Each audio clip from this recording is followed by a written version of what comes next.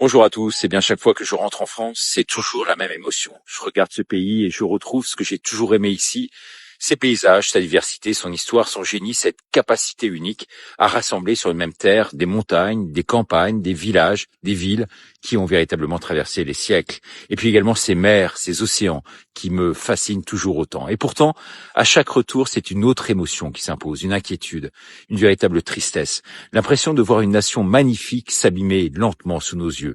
Comme vous le savez, ma vie n'est qu'un voyage. Je suis nomade. Et partout, je me pose la même question. Mais comment la France a-t-elle pu devenir finalement l'un des endroits où l'on vit aujourd'hui aussi durement, où la vie coûte aussi cher? À la gare de Narbonne, un simple café à 2,50 €. À la sortie de Toulouse, du carburant flirtant avec des sommets, 2,35 €, que beaucoup de familles ne peuvent bien sûr pas supporter.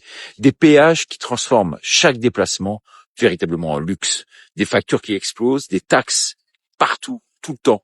Le plus glaçant, c'est pas simplement ce que les Français paient. Le plus glaçant, c'est ce qu'ils ont fini par considérer comme normal, comme si l'appauvrissement progressif d'un peuple était devenu une véritable fatalité aujourd'hui. Il est temps de rendre au peuple aujourd'hui sa voix. Il est temps de replacer l'intérêt général au-dessus des intérêts de caste.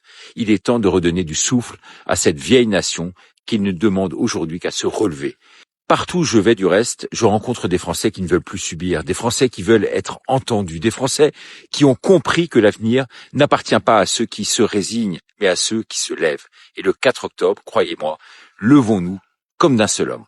Quelque chose est en train de se produire, est en train de se passer, je le vois, je le ressens, et cette fois-ci, le réveil pourrait être plus puissant que beaucoup ne l'imaginent. Merci de partager et à demain pour une nouvelle minute. Au revoir.